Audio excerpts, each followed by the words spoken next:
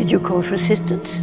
Yes, I did. Count Dooku is one of the most fascinating characters in all of Star Wars, and my personal favorite character from the era of the films. Introduced as a political idealist, a former Jedi who had somehow left the Jedi Order.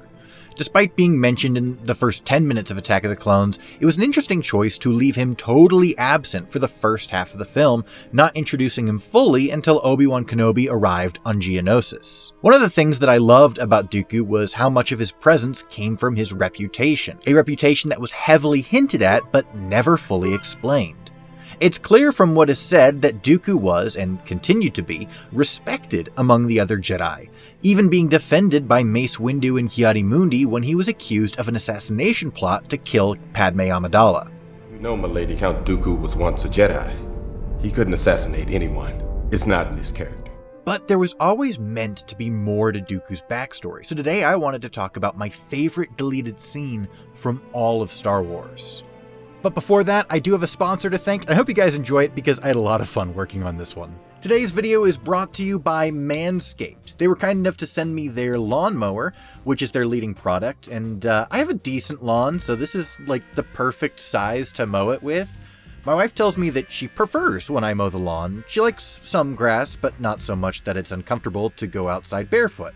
Apparently, 85% of women prefer men who mow their lawns. It's certainly easier than using one of those multi-blade manual shaver things because those are terrible and scary and have a tendency to nick the ground, and that's no fun. But yeah, I've been using this thing for about a week and my lawn has never looked better. Plus, I've had absolutely no nicks or cuts, which is just such a burden lifted off of my shoulders. I'm personally a huge fan of their Perfect Package 3.0, which is what they sent me, which includes the lawnmower as well as a whole bunch of really cool stuff for you to use for your manly grooming routine. Click my link in the description and use the promo code LORE20 to get 20% off your order and free shipping so that you can have the best looking lawn around. Wait, I'm supposed to use it on what? The Lawnmower by Manscaped. The grass is greener when it's shorter. I think the Count Dooku was behind it.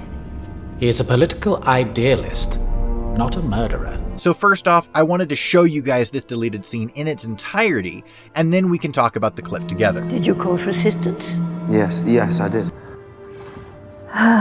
He has a very powerful face, doesn't he? He was one of the most brilliant Jedi I've had the privilege of knowing. I never understood why he quit. Well, one might say he was always a bit out of step with the decisions of the Council. Much like your old master, Qui-Gon Jinn. Really? Oh, yes, they were very individual thinkers. Idealists. In the end, I think he left because he lost faith in the Republic. He disappeared for 9 of 10 years and turned up recently as head of the separatist movement. It's very interesting. I'm not sure I completely understand. Well, you didn't call me over here for a history lesson.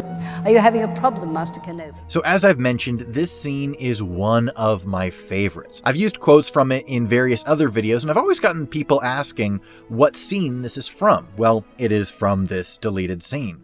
What makes the clip so interesting is that the scene was never actually decanonized, unlike many other deleted scenes from the prequels, like the many deaths of Shaak Ti. What is it, Skywalker? It seems that this scene was mostly cut for time reasons rather than story reasons, but the actual words have only been more fully affirmed in canon. I love this because it seems to explain why Dooku was such an idealist and where Qui-Gon's uniqueness came from. You forget that he was once my apprentice, just as you were once his.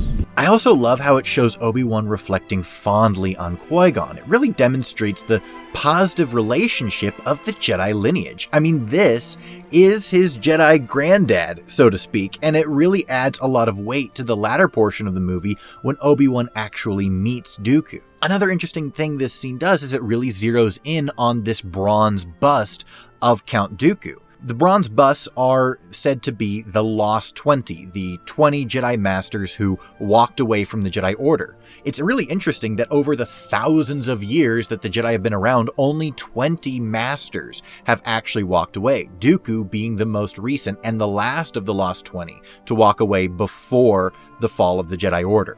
The bronze busts are still there in the final film, however, it's the deleted scene that really zeroes in on them, and I think that that's a really cool feature, getting to hear Jocasta Nu talk about how great Dooku was as a Jedi. It also demonstrates a little bit of extra info on Jocasta Nu. You wouldn't know this from the movies as they are now, but Jocasta Nu was actually a very level-headed Jedi who respected those who challenged the Jedi Council. Again, you wouldn't get this from the movies because she says this line, If an item does not appear in our records, it does not exist. This line is of course a microcosm of Jedi arrogance and their frailty in the last days of the Republic. They were admittedly blinded by the dark side, and yet they continued to pretend that they had all the answers.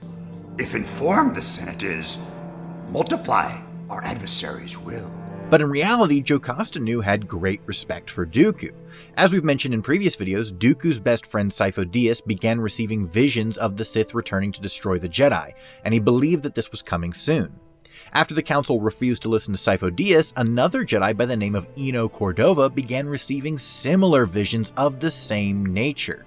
And Jocasta Nu remembered what happened to Sifo Dyas and was not willing to let it happen again, so she actually stole a holocron from the Jedi archives, a holocron containing the names of all Force-sensitive children in the galaxy. My friend, entering the vault gave me a premonition just as it did for the Zephyr. I saw the fall of the Jedi, the overwhelming power of the dark side spreading across the galaxy. We must act quickly. I need to inform the Council. My friend, I flew with all haste to Coruscant and presented my findings to the Council. Despite my persistence, despite my research, they do not take this threat seriously. Only one person believed in me. My old confidant, Jocasta Nu. She entrusted me with a holocron from the Jedi archives. A secret copy of her list of young Force sensitives. She gave the holocron to Cordova so that the Jedi Order could be rebuilt after the coming destruction. This holocron is the central plot point for the video game Jedi Fallen Order, and it's only said in a single lore entry that you can get in the pause menu that the holocron was given to Eno Cordova by Jocasta Nu. Now, as mentioned before, the content in this deleted scene is actually still canon. Dooku Jedi Lost really dives into Dooku's idealism and morality, confirming everything said by Jocasta Nu here in the deleted scene. Dooku believed in the Jedi as they were meant to be, but not in what the Jedi Order had become. And Qui-Gon really, truly embodied Dooku's moral compass, believing in the will of the Force over the will of the Council.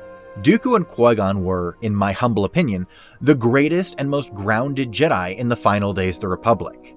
If the Jedi Council had not been so blinded by their hubris, I believe that either of them would have been successful in reforming the Jedi Order and properly training Anakin with the Jedi family he deserved, and not forcing him to resort to joining the Sith to find belonging. The biggest difference, though, between Qui-Gon and his master, of course, is that Dooku lived long enough to see himself become the villain. But anyway, this was my favorite deleted scene from all of Star Wars, giving us some background to my favorite Jedi before he became a Sith. What do you think of this deleted scene, and how do you feel about all this extra background on Dooku, and do you think that this scene adds to his overall arc? Let me know your thoughts down in the comments below, because as always, I want to know what you, my friends, have to say about our favorite galaxy far, far away. Don't forget to like and subscribe if you enjoyed the video, or if you absolutely hated it and learned nothing new, you can feel free to leave a thumbs down, completely guilt-free, because that tells me I'm not doing my job. Thank you all so much for watching, and as always, may the lore be with you, now and forever.